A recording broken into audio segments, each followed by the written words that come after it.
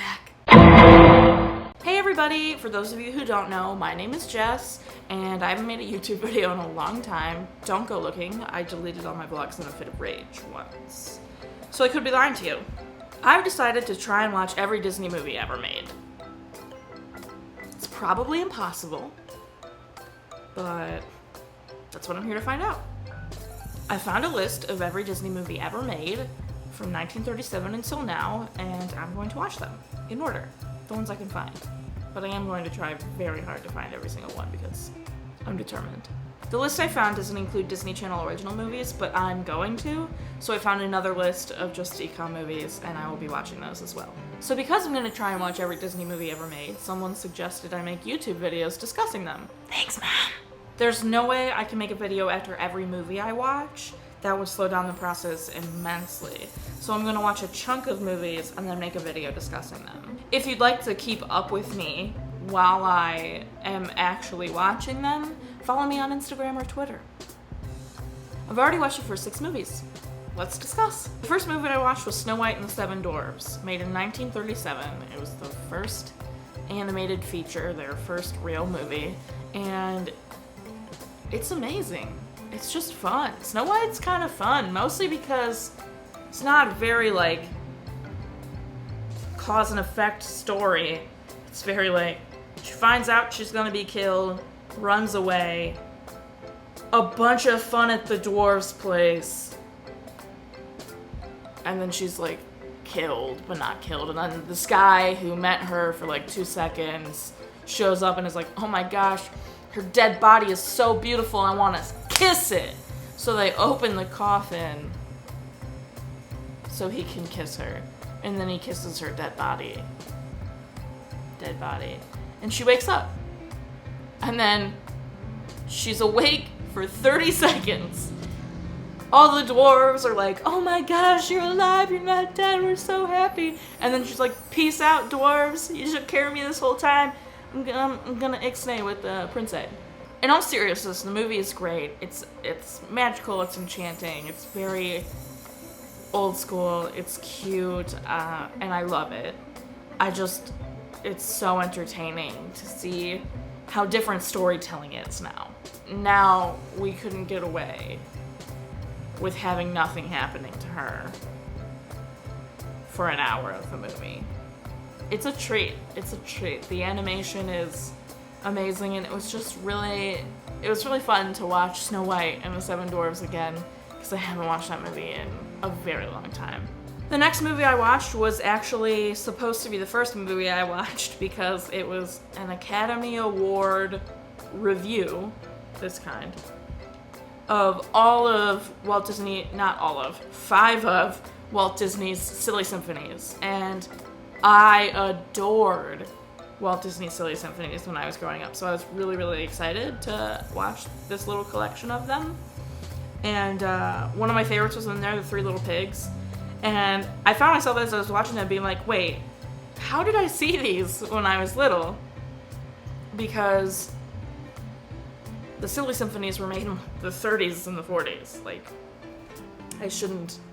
how did I see these? And then I remember at night on the Disney Channel, when I was 5, so it was 98, in 98, at night, they'd play like Mickey Mouse Club and old Mickey Mouse cartoons and Goofy cartoons, and that's how I saw the Silly Symphonies. So those were fun. I got to watch those, the Three Kittens one, and the Three Little Pigs, and the Country Cousin one, and those were all really fun. Those are, silly animations, and it was a good time. Good time. Pinocchio. This movie, I remember this movie so differently. I thought his nose growing was carried through the entirety of the film, but his nose growing and the lying is 1 minute of the film. 1 minute. I was so convinced that his nose growing took the entirety of the film. It's like he told one lie, grew a little bit, and then he went through a bunch of crap, told another lie, grew. I didn't think it was like, whoop! After he's kidnapped by this man. It's he's like, no, and throws him in a cage. Terrifying. Terrifying. After he gets out of there, the Blue Fairy helps him out. He tries to go home with Jiminy, and then he's taken by these guys again, taken to Pleasure Island, which just shouldn't be called that. That's just not a good description of it. And all these kids are turned into donkeys. Where that came from, I don't know, but I remember that being terrifying. And that one kid, I forgot his name, this kid, he just turns into a donkey and I'll never forget that scaring me as a kid. Pinocchio somehow gets out of that, and they finally decide to go home, and they go home. And Geppetto looks like he's been gone for months, but I'm pretty sure the story's only taken like a couple days. So I don't know why it looks like Geppetto's been gone for months, and then they're sitting there, and they just get a note from the sky. Geppetto was out looking for you and got swallowed by a whale. What?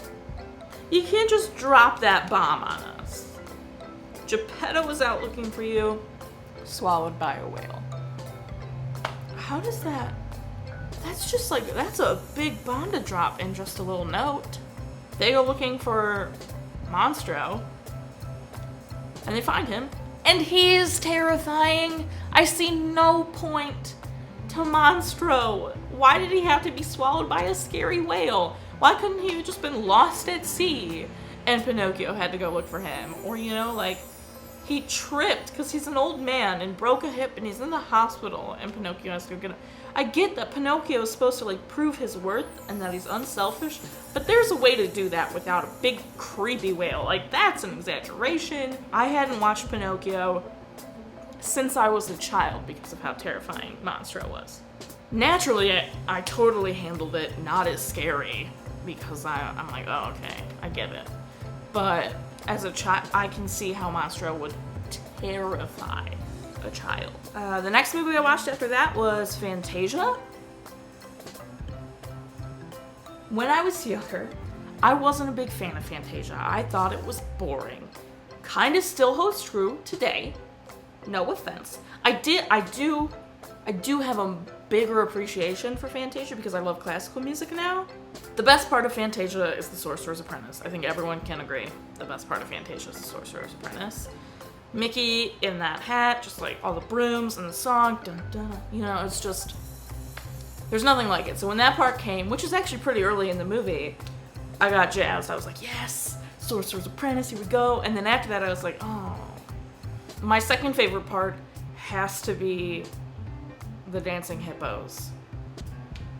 Because that one hippo in the yellow rises out of the fountain pool thing, and I was like, same. That's me. That hippo is me. And then they like dance with alligators and ostriches, and it was just like an elephant. And it was really fun, and it was really cute to like see all these like, you know, alligators flirt with hippos. It was fun. So Fantasia, actually not as boring as it could have been. Still pretty boring. But the animation is spectacular. The 3-year difference between Snow White and Fantasia and Pinocchio, because they came out the same year, is spectacular. It's spectacular. Watch Fantasia, you know, like at least once when you're older so you can understand and process all that. After Fantasia, I watched The Reluctant Dragon, 1941, I think. This is the first movie out of the ones I've watched so far that I had never heard of or seen. So I was excited to watch one I hadn't heard of or seen. And it's really cute. Oh my gosh.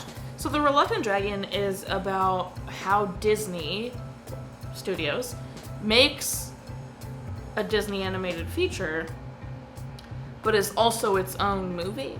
So this man wants to like pitch to Walt Disney a story called The Reluctant Dragon, and so he goes to Walt Disney Studios and he like breaks off from the guy who's taking him to see Walt Disney to like explore the different parts of Walt Disney Studios. So you get to see like people taking a drawing class with an elephant, and you get to see, you know, people working on a story and people actually painting the cellulite celluloid. So, people painting Bambi, and you just see how people are taking pictures of Donald. There's lots of cameos of Donald and Donald's voice actor, and then finally you're like waiting, when are we gonna see Walt Disney? And finally you get to see Walt Disney, and that story was just fun, and it was an awesome transition from black and white into Technicolor, and there's animations, like there's different shorts throughout the film, and that was just a fun movie to watch. Like it wasn't a particularly heavy plot. It was just the man was going to go see Walt Disney eventually and pitch him this story, and it was really fun. And then it's interspersed with like different Disney shorts, and it was a good time. I definitely recommend The Reluctant Dragon. I'm pleasantly surprised. Love it a lot. The next movie I watched, and the last movie I watched for this chunk, was Dumbo. And I have been told that I've seen Dumbo, but I don't really remember it. Growing up, you've been told the key parts of Dumbo so many times, so, I knew, like, he's made fun of for his ears and that he can fly, and the pink elephants on parade sequence is terrifying, and all that kind of stuff, but it was nice to watch Dumbo and actually, as a 22-year-old person, and actually experience it and see it, and I came to this conclusion while I was watching Dumbo that I feel like Disney animated features at their beginning, 30s, 40s, were actually made more for adults than they were children, because adults were going to the theater and were blown away by these movies. So there's a lot of adult content in these animated movies, like Dumbo and Pinocchio. Whew. There's a lot of adult jokes and themes and things that adults will enjoy. I thought they found out he could fly way earlier in the movie, but I was pleasantly surprised to find out he doesn't fly until the end. And that's like his saving grace, which I didn't know. I thought it was like they make fun of his ears and then he can fly, and they're all like, oh my god, he can fly, but then they learn to love it. Not true. They hate him because of his ears, then he finds out he can fly, so everybody loves him, which is, embrace your weirdness. But no, Dumbo, not my favorite, but it's got a certain charm. Can't get past the racism and animal cruelty, but Dumbo himself is a very cute little character, so, I feel for Dumbo, and I love him. And the pink elephant on parade, good song, great song, scary sequence, it's very trippy, but I know the reason they did that sequence is to show off the animation of the time, because the animation of that time, that's insane. Like, because it's in Technicolor, and it's all, flashy, and like, look at all these colors, it's very like, that's why they did it. Those are the movies I watched. I hope you liked the comments, descriptions, stream of consciousness, blabbering I had about them. Anyway, as I've said, these videos are going to be chunks of movies, so if you want to keep up with me on what movie I'm watching when, follow me on Instagram or Twitter. You'll get an update about what movie I'm watching when.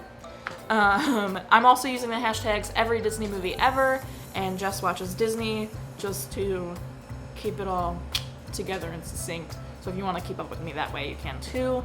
Also be sure to like, comment, and subscribe, but I'm not in charge of your life.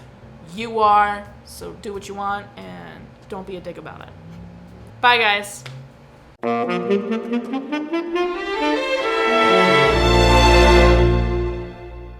Alright, that's good enough.